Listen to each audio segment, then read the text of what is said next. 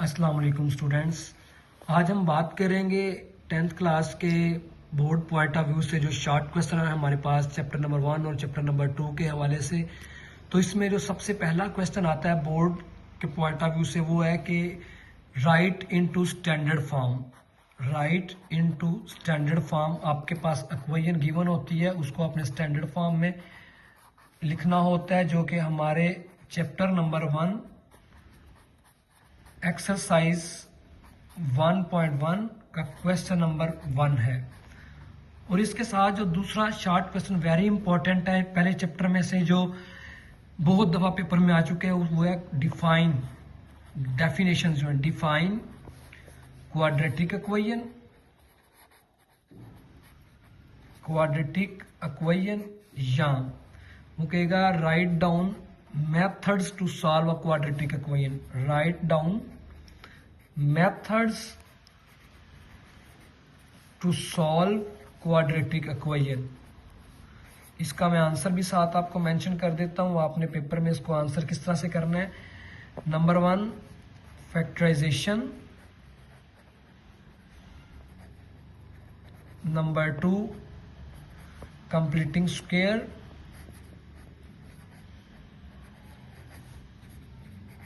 और नंबर 3 पे आ जाएगा हमारे पास क्वाड्रेटिक फार्मूला।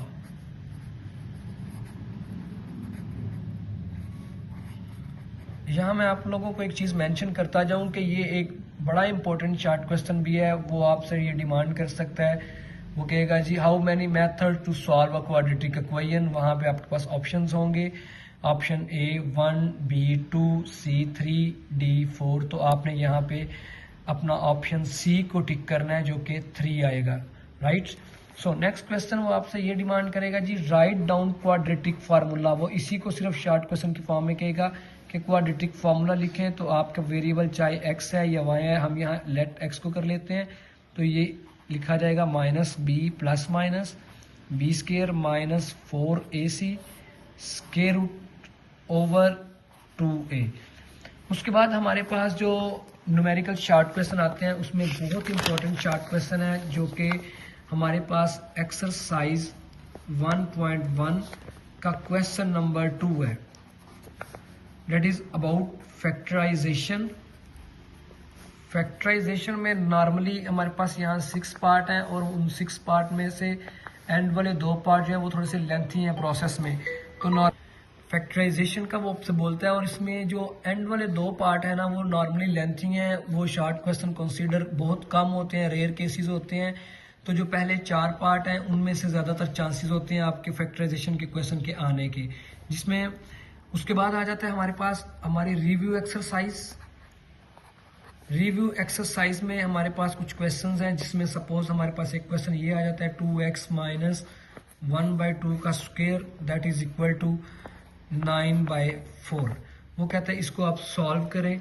तो इसका सोल्यूशन भी मैं आपको बता देता हूँ। सिंपल सी बात है, हमारे पास यहाँ पे स्क्वायर पड़ा हुआ है, इसको खत्म करने के लिए हम इसका स्क्वायर रूट लेंगे। दोनों साइड्स पे स्क्वायर रूट लेना पड़ेगा। जब इसका स्क्वायर रूट सॉल्व करेंगे तो हमारे पास प्लस माइनस 3/2 और यहाँ 2x माइनस 1/2, क्योंकि स्क्वायर और स्क्वायर रूट आपस में कैंसिल आउट हो जाते हैं। ये -1/2 हमारा यहाँ माइनस हो रहा है, तो उधर जाके प्लस हो जाएगा। 2x is equal to 1/2 plus minus 3/2। हम पहले इसको यहाँ सोल्यूशन दे लेते हैं, अगर आप इसको पहले सोल्यूशन देना चाहते हैं, अदरवाइज आप बाद में इनको सेपरेट करके सॉल्व कर सकते हैं। Like this 2x is equal to 1/2 plus 3/2 और 2x is equal to 1/2 minus 3/2। यहाँ एलसीएम 2 आ जाएगा, 1 + 3 हमारे न्यूमरेटर में, तो ये 4/2 is equal to 2x। Cancel out करें यहाँ से 2 and 2x is equal to 2।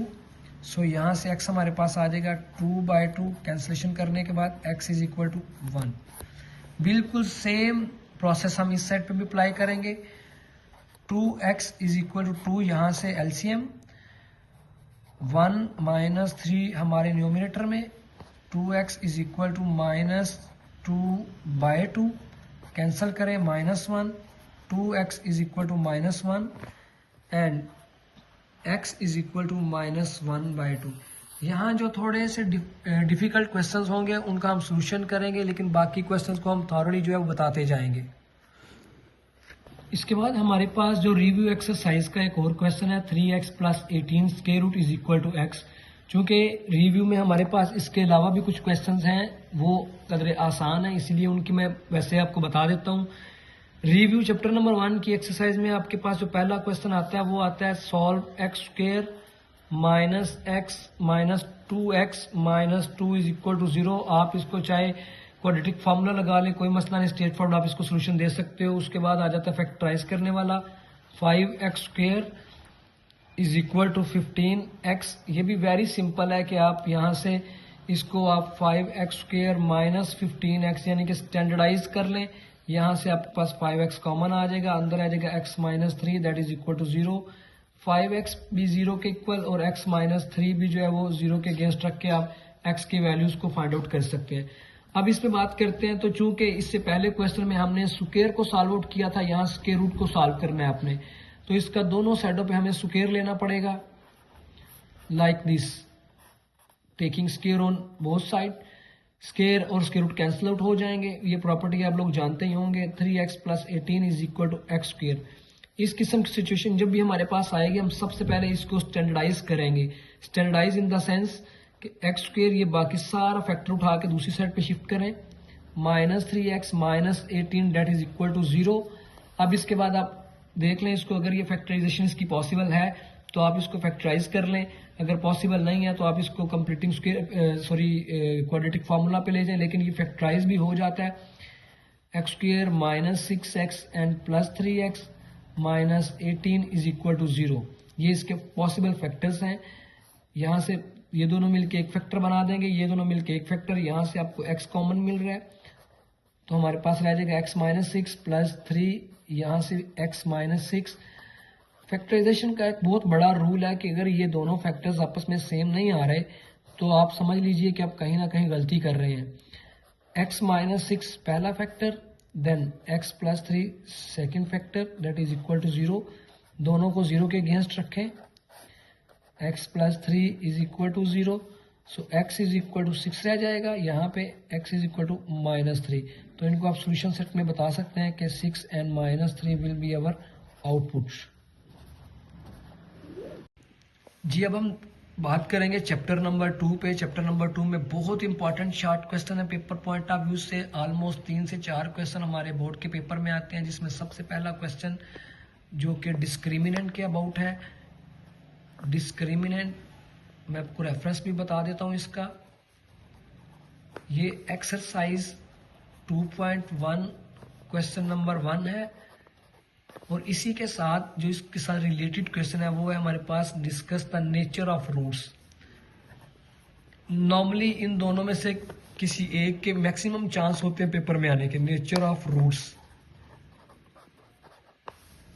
जो कि 2.1 का क्वेश्चन नंबर 2 है। 2.1 का क्वेश्चन नंबर 2। अब इसमें डिस्क्रिमिनेंट को यूज करते हुए हम नेचर डिस्कस करते हैं, तो इसके लिए हमें डिस्क्रिमिनेंट का जो फॉर्मुलेशन है उसका पता होना चाहिए। Discriminant is equal to b square minus 4ac। यहाँ स्टूडेंट्स आपको एक चीज वेरी क्लियर होना चाहिए कि अगर आपके पास ये इक्वेशन एक लिखा हुआ है 3x square minus 5x plus 1 is equal to 0, यहाँ पे आपका कोएफिशिएंट a जो है x स्क्वायर के साथ जो भी कोएफिशिएंट होता है वो हमारे पास a होता है, x के साथ जो कोएफिशिएंट होता है हमारे पास वो b होता है, और एंड पे जो हमारे पास कांस्टेंट रह जाता है वो c होता है।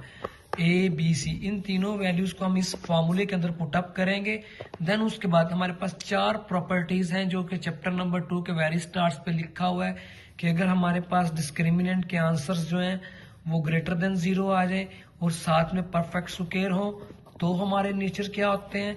अगर हमारे पास डिस्क्रिमिनेंट के आंसर 0 से बड़े आए लेकिन नॉट अ परफेक्ट स्क्वायर तो हमारे नेचर रूट्स क्या आते हैं, not a perfect square.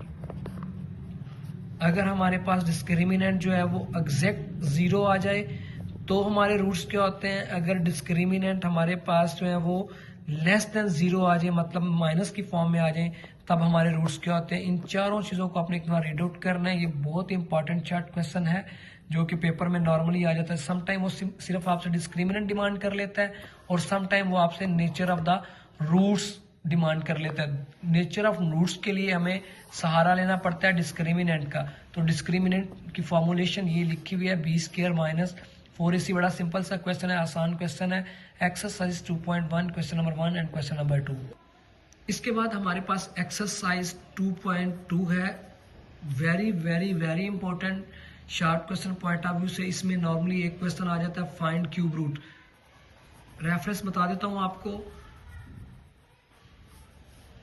Exercise 2.2 का ये क्वेश्चन नंबर 1 है।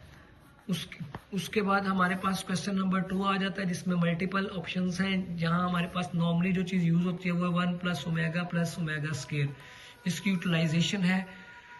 और इसमें से भी एक शार्ट क्वेश्चन कंफर्म पेपर में आ जाता होता है, तो आप इसको एक दफ़ा लुक आफ्टर कर लीजिएगा। अगर कोई प्रॉब्लम आता है तो फिर से मैं आपको डिस्कस करके बता दूंगा। इसके बाद हमारे पास एक्सरसाइज 2.3 का क्वेश्चन नंबर 1 बहुत इंपॉर्टेंट, लाजमी ये बोर्ड के पेपर में आता है एक शार्ट क्वेश्चन, जो कि sum and product of the roots को डिस्कस करता है। प्रोडक्ट ऑफ रूट्स, सपोज हमारे पास एक इक्वेशन लिखा हुआ है, मैं थोड़ा सा डिफिकल्ट टाइप का इक्वेशन लिखूंगा ताकि आप लोगों को समझने में आसानी हो जाए।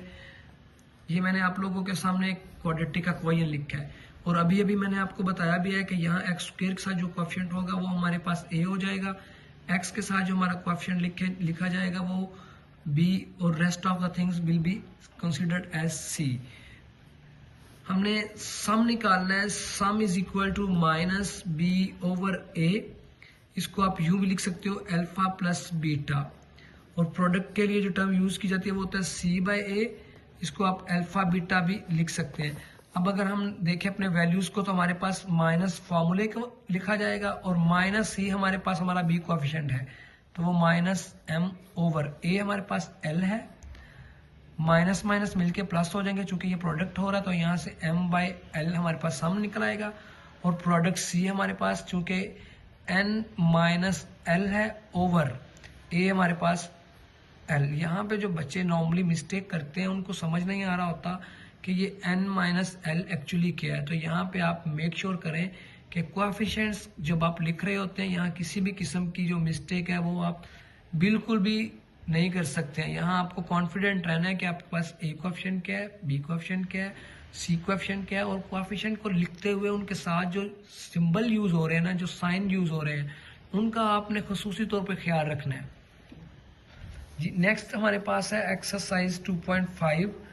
2.5 में से भी एक शॉर्ट क्वेश्चन कंफर्म पेपर में आता है जो कि क्वेश्चन नंबर 1 है। इसमें सिर्फ यही लिखा जाता है right the quadratic equation into standard form, जबकि आपको रूट्स गिवन है। सपोज 4 एंड -8 दो रूट्स गिवन है आपको, वो कहता है जी इक्वेशन की फॉर्म में इसको लिखे, तो आप इनका सम निकालेंगे 4 + (-8) जो कि हमें -4 आउटपुट देंगे।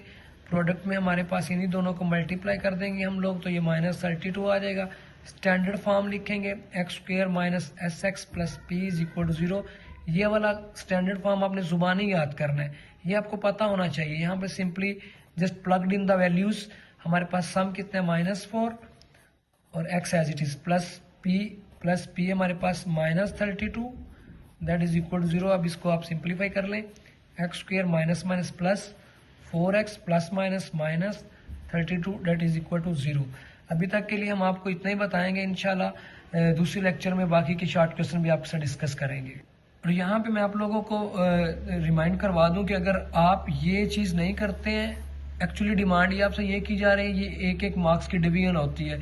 यहाँ पे आपके फार्मूलाज लिखे हुए हैं, इनकी भी डिवीजन है। यहाँ अगर आप फार्मूला पुटअप नहीं करते तो भी आप लोगों का 1 मार्क्स जो है वो डिडक्ट हो जाएगा। सो छोटी छोटी चीज़ें आप इनको मेक श्योर करें ताकि इनमें आप लोग किसी भी किस्म का गलती नहीं करें।